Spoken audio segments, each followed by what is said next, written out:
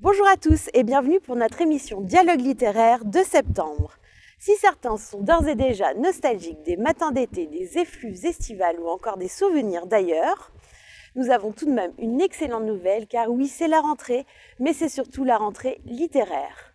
Cette année, ce ne sont pas moins de 607 romans qui s'offrent à vous et qui promettent de très belles découvertes. Justement, Caroline Kernen s'est d'ores et déjà penchée sur les premiers arrivés et elle nous livrera en fin d'émission quelques-uns de ses coups de cœur. Mais avant tout, nous allons retrouver deux auteurs, Véronique Ovaldé avec son ouvrage La Grâce des Brigands et Ingrid Betancourt avec La Ligne Bleue. La Grâce des Brigands, le dernier roman de Véronique Ovaldé, explore les méandres de la culpabilité, de la famille et celle du statut d'écrivain. Elle nous entraîne dans le sillage de sa nouvelle héroïne, Maria Cristina, troublante, menteuse, rêveuse. Un roman poignant sur l'émancipation féminine et une histoire au dénouement imprévisible. Tout de suite, nous retrouvons Véronique Ovaldé en compagnie de Laurence. Véronique Ovaldé, bonjour et bienvenue à la librairie Dialogue. Bonjour. Alors vous venez aujourd'hui nous présenter La Grâce des Brigands qui vient de paraître en format poche aux éditions Point. Alors à travers les mots d'un narrateur omniscient, vous nous y contez la trajectoire de vie de Maria Cristina Vetonen, une jeune romancière originaire de La Pérouse dans le Grand Nord canadien, mais qui vit à Los Angeles et qui va retourner sur les lieux de son enfance pour pouvoir conquérir définitivement sa liberté. Alors avant tout, pourquoi avoir choisi de prêter votre plume et vos mots à ce narrateur et quel était l'enjeu de ce narrateur dans l'écriture de ce roman? J'avais très envie en fait de raconter l'histoire de quelqu'un, enfin le récit d'une vie. Les récits de vie m'intéressent, la façon dont on raconte notre propre vie et la façon dont quelqu'un va raconter notre vie. Toutes nos vies sont faites de hasard, de fortuité, d'incomplétude, de décisions injustifiables. Et raconter la vie de quelqu'un, faire la biographie de quelqu'un, faire la biographie en l'occurrence de quelqu'un de fictif, ici on est on a la biographie d'un écrivain fictif, en fait ça nous oblige toujours à redonner du sens à tout ça. Donc donner les clés finalement de la vie de Maria Cristina Vetonen à ce narrateur qui apparaît par moments, qui est à la fois présent sans l'être totalement, qui n'est pas dans la complaisance mais qui est dans la compréhension de cette vie, c'était quelque chose qui m'intéressait beaucoup. La Grâce des Brigands est votre premier roman qui se passe dans un lieu existant et déterminé. Il s'agit de la ville de Los Angeles. Pourquoi ce choix? Pourquoi cette ville en particulier? Et dans quelle mesure est-ce que cette ville a participé, elle aussi, à la naissance du roman? Elle est très importante, en fait, cette ville, pour plein de raisons. D'abord parce que je crois que quand j'étais petite fille, je lisais beaucoup de romans américains et du coup, j'écrivais des histoires qui étaient des histoires d'américaines, puisque finalement, c'est ce que je lisais. C'est vraiment une ville comme celle qui me touche et qui habite mon imaginaire. C'est une ville coincée entre l'océan et le désert, c'est une ville qui va s'effondrer un de ces jours, c'est une ville où il est dangereux d'habiter finalement. C'est l'une des villes où la langue la plus parlée n'est pas l'anglais, mais l'espagnol. Donc j'avais cette impression, comme je dis dans le roman, que Los Angeles c'est comme un sprint du sud vers le nord en fait. Alors à travers les mots de ce narrateur, on découvre donc la vie de Maria Cristina Vetonen, qui est la première femme écrivain née sous votre plume. Comment cela s'est-il imposé au cours de l'écriture? Je voulais raconter l'histoire d'une femme écrivain parce que je me suis rendu compte en effet que je n'avais jamais parlé des livres finalement dans mes propres livres. Finalement je me suis dit c'est fou parce que moi, ce qui m'a sauvée finalement, ce qui m'a permis de m'affranchir, c'est les livres. Ce sont les livres. Et les livres, du coup, c'est drôle parce que je contourne ça, je n'en parle jamais précisément dans mes propres écrits.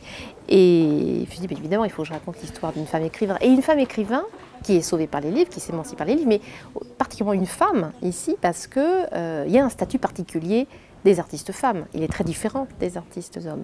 Elles ne se perçoivent pas de la même façon, elles aspireraient parfois à être, là en l'occurrence c'est un écrivain, donc à être des écrivains mâles, ce qui est le cas de Maria Cristina Vetonen à un moment donné, et puis elles ne sont pas perçues du tout de la même façon. Quand vous faites une rentrée littéraire, quand vous êtes une femme écrivain, vous allez être dans les dossiers sur les femmes de la rentrée, sur les Amazones de la rentrée. Vous êtes une sous-catégorie. Il y a les écrivains et vous êtes une sous-catégorie. Quand je vais dans les lycées et que je parle aux jeunes gens, je n'oublie jamais de leur dire que qu'en fait c'est tout récent que les femmes aient le droit de vote, que finalement c'est tout récent que les femmes aient le droit d'avoir un compte en banque, que c'est tout récent que les femmes aient le droit de travailler sans demander l'avis de leur mari. Il ne s'agit pas ici d'une espèce de vitupération féministe, mais je trouve que c'est important de le rappeler pour ne pas perdre de vue ça. Après avoir écrit le récit de sa captivité, Ingrid Betancourt a choisi la fiction pour revenir sur la scène littéraire. Avec La Ligne Bleue, elle nous plonge dans le Buenos Aires des années 70. L'histoire retrace le destin de Julia et Théo, reflet d'une jeunesse idéaliste et révolutionnaire confrontée à la dure réalité de la dictature militaire. Lors de son passage à Brest, Ingrid Betancourt a rencontré Laurence et nous les retrouvons tout de suite. Ingrid Betancourt, bonjour. Je suis ravie de vous accueillir aujourd'hui à Brest, où vous êtes de passage pour nous présenter votre premier roman, La Ligne Bleue, qui est paru aux éditions Gallimard. C'est un roman d'aventure à la fois sombre et lumineux, qui nous plonge dans l'histoire récente de l'Argentine, qui a été confrontée à la dictature des militaires dans les années 1970. Ce roman, il met en scène une héroïne à la fois forte et fragile, Julia, qui porte véritablement le récit. Alors comment est-ce qu'elle est née sous votre plume et dans quelle mesure est-ce que ce personnage fort a été à l'origine du roman? Bon, je crois que d'abord c'est l'histoire d'amour et c'est l'histoire d'une femme qui, malgré un passé difficile et douloureux, cherche l'équation du bonheur. Et en fait, on va la suivre, elle et donc son compagnon de vie, Théo, mais chacun d'eux fera un choix différent. Elle fera le choix de l'amour et du bonheur, de la vie d'une certaine façon.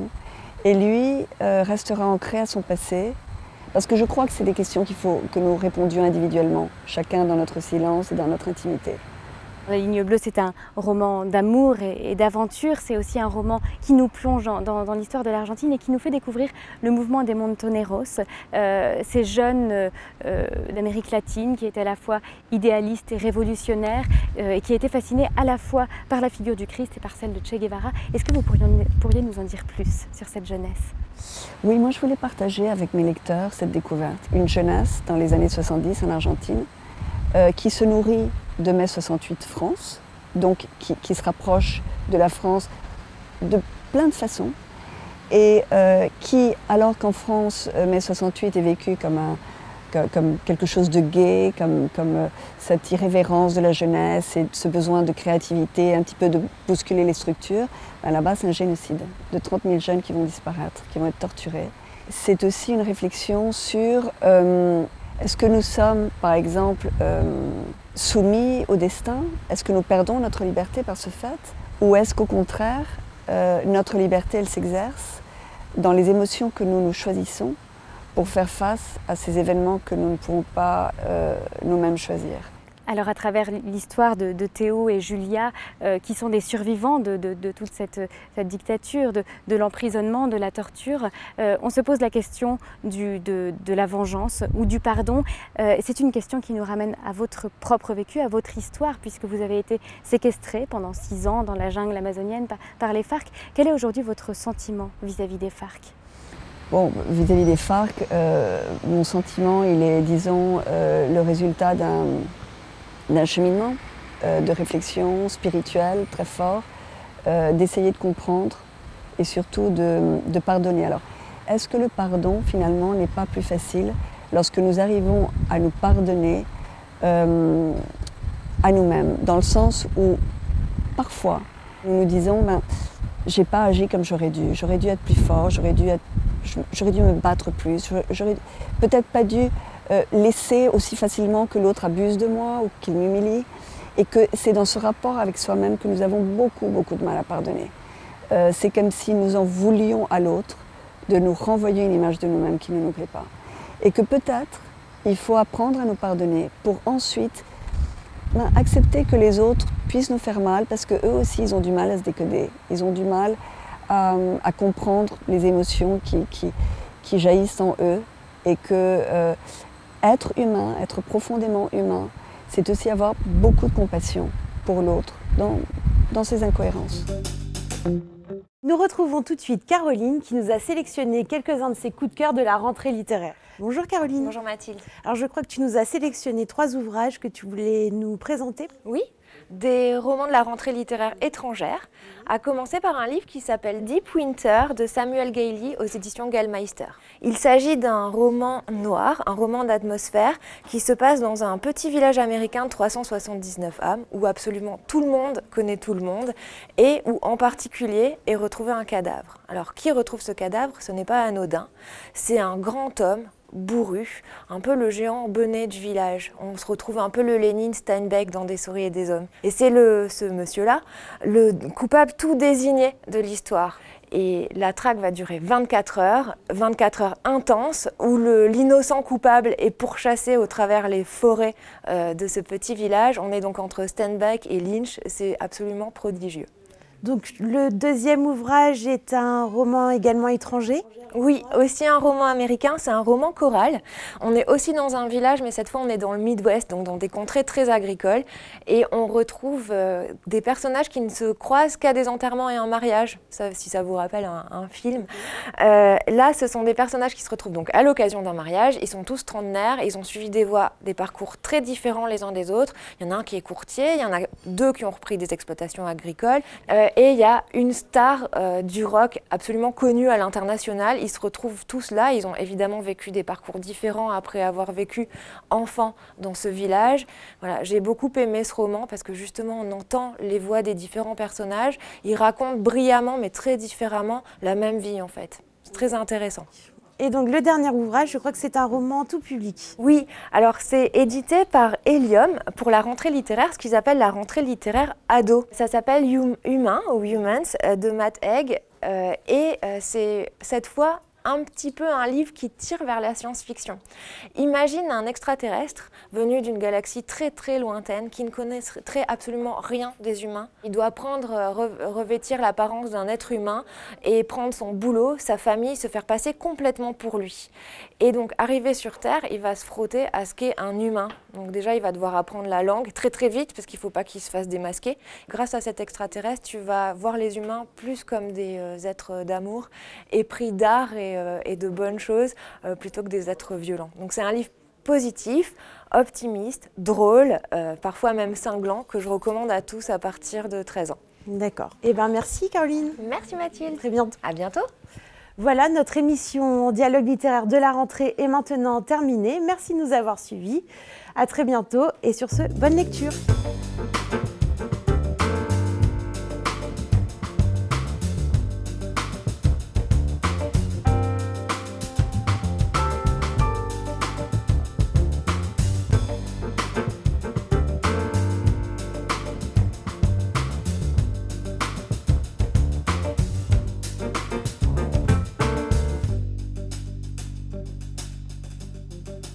Thank you.